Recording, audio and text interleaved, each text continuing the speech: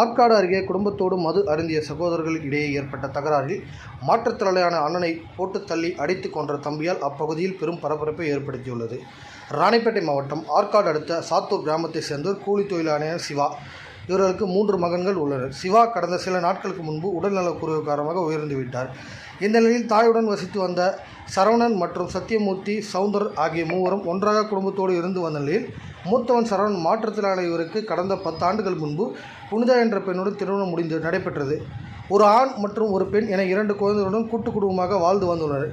இதன் காரணமாக சரவணனின் மற்ற 2 தம்பிகளும் ஆற்காடு பகுதியில் உள்ள பெட்ரோல் பங்கில் வேலை செய்து வருகின்றனர்.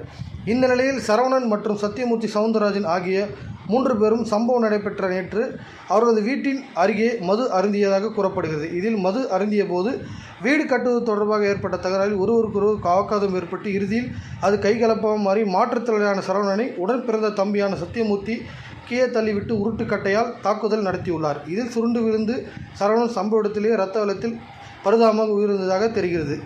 இதில் சம்பவம் நடைபெற்ற போது கூச்சல் காரணமாக வீட்டின் அருகே இருந்தவர்கள் சரவணன் மற்றும் மனைவி உள்ளிட்டோர் அங்கு சென்று பார்த்தபோது சரவணன் கீழே விழுந்து தலையில் பலத்த காயங்களுடன் இரத்த வெள்ளத்தில் இறந்து கிடந்ததை பார்த்து அதிர்ச்சியடைந்தனர். மேலும் இதை கண்டு சரவணனின் மனைவி புனிதா ஆற்காடு கிராமிய போலீசாருக்கு கொடுத்த புகாரின் அடிப்படையில் சம்பவ இடத்திற்கு விரைந்து வந்த காவல்துறையில் சரவணனின் தம்பியான சத்தியமூர்த்தியை கைது செய்து விசாரணை நடத்தியதில் நான் தான் கட்டையால் எனது அண்ணனை அடித்ததாக போலீசாரிடம் வாக்குமூலம் கொடுத்ததை தொடர்ந்து போலீசார் அவர் மீது வழக்கு பதிவு செய்து வேலூர் மத்திய சிறையில் அடைத்தனர். சாத்தூர் கிராமம் அருகே குடிபோதையில் உடன் பிறந்த அண்ணனை தம்பிகளும் இடையே ஏற்பட்ட வாய் தகராறு காரணமாக அண்ணனை அடித்து கொன்ற சம்பவம் அந்த கிராமத்தில் பெரும் பரபரப்பை ஏற்படுத்தி உள்ளது.